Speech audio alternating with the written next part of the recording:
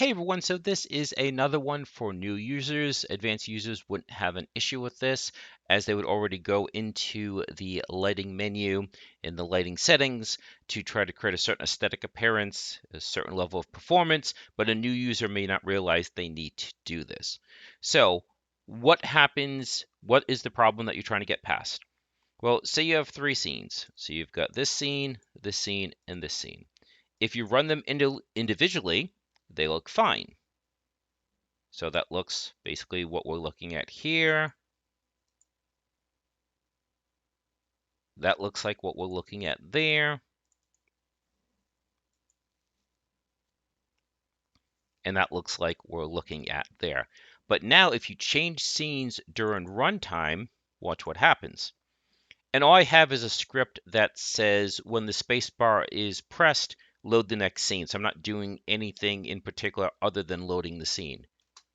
Bam, looks totally wrong. So you can see there's still lighting because you have the casting of a light source onto this object. You see there's a shadow, but everything is too gray, too dark. And if I press the space again, this scene is broken as well. So what you have to do is you have to go into the lighting settings. And again, advanced users are already doing this. A new user probably doesn't know they have to do this. Now I do have the lighting tab here, but just to show you the navigation, it's window, rendering, lighting. If you don't have it docked, then the window is just going to open up somewhere here, but it's docked, so it opened up here. So this is a scene by scene setting. So we're going to create a lighting settings asset. I might call it a profile, whatever, close enough. And so you just click on new lighting settings, and it automatically associates with the scene. And here's the asset down here, and you can change the settings in this asset by going to the inspector, just like any other asset. Now, if you've ever downloaded a 3D project, you probably saw an asset like this. So like I said, the more advanced users are already doing this, but a new user may not know that they have to do this. So the culprit is really the baked global illumination, and we'll also set auto generate. Now, to be clear, there are other implications of doing this. So I'm not saying that this is the final thing to do. I'm simply saying this is how you get past this stumbling block. This is how you get past this hurdle. And then you can do a deep dive on this later. You can do the research as far as how to get the performance that you want, but this gets you past that stumbling block because I'd hate to see someone saying, I can't make this work and give up. Okay, so as I said, this is a scene by scene setting. So this scene now has that new lighting. If we click here, and since I changed the scene, it wants me to save it.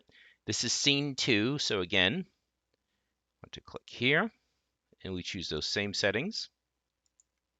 We'll save this scene. Now, I won't apply it to scene 3 yet, just to demonstrate that this does indeed fix it.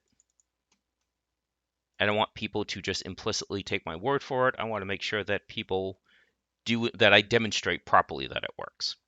So scene 1, scene 2 is just fine, and scene 3 is still scuffed.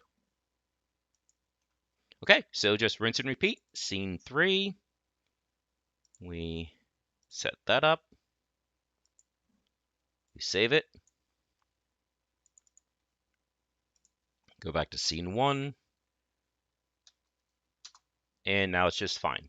So like I said, there are going to be implications of these lighting settings, but at least it keeps you from having this broken scene and having you give up. Like I said, you can later on do a deep dive and get the settings that you want. There are definitely going to be performance implications, but this gets you past it for now. And very often that's how game development is that you get past something and then you revisit it later. I've mentioned many times how even AAA game gets released, 3 months later there's a patch and suddenly it loads faster. Well, that's optimization. They could have done it before, but they wanted the game out at a certain time. That's just the iterative nature of game design. And as a reminder, something I always say in my videos, at least almost always say, I'm never saying that this is the only or best way. I'm saying that this is a way and an easy way to explain and understand, hopefully, and to get you to the next stage of what you're doing. Okay, so I guess as a follow-up to my previous video where I said 5 wishes that that could make Unity better for new users, be interested in knowing why there isn't a lighting settings asset to begin with. I believe if you do HDRP and URP, I think it does have this. So I think part of the things that I complain about is because it's the old standard rendering pipeline and that they're just not really giving it that much attention or love anymore, that they're really building up HDRP and URP. And I do wonder if at a certain point they're going to just completely deprecate the SRP. That's just pure speculation, and it probably wouldn't happen for years. But I wonder if that's the reason why they're doing this, is because they kind of want to get people away from it. Anyways, so if you have a scene that does have a light setting, let's save it and save it as another name, and let's see if it has that setting on it to begin with. So let's see if we can just do Control D. We sure can. And let's call this scene 4. And let's just go to, so scene 3, scene 4, and sure enough, scene 4 does have the lighting settings. So if you have the presence of mind to create your lighting settings on your very first scene, it will carry over to your subsequent scene, because this is scene 4, the one that I just created, and it does indeed have the light settings asset there. So if you create this in your first scene, you can save yourself the headache of going back and having to add this to any new scenes that you add. So I think that's about it. I don't want to ramble on. This was really just a quick one for, again, newer users, because if you're an advanced user, you're already coming in here. And yes, there is certainly an argument to create multiple light setting assets. So we have just one, but you might create multiple. Why? Well, the level of performance is impacted by lighting, among other things. So maybe for when your character is playing and you're in game, and you have control, that you have a certain level of lighting. But you do an in-game cutscene that isn't pre-rendered, so it's still using the in-game engine, but you want it to look nicer. You want it to be more dramatic. You could have more fine-tuned or more advanced, higher level of lighting for those. I can think of, well, there's many games that do that, like even decades ago, like Silent Hill 2.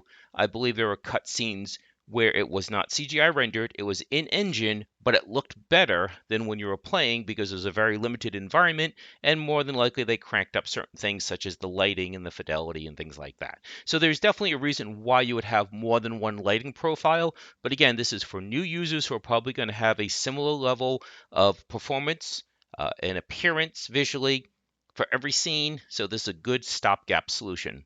So I think that's about it. If you have any questions, feel free to put in the comments.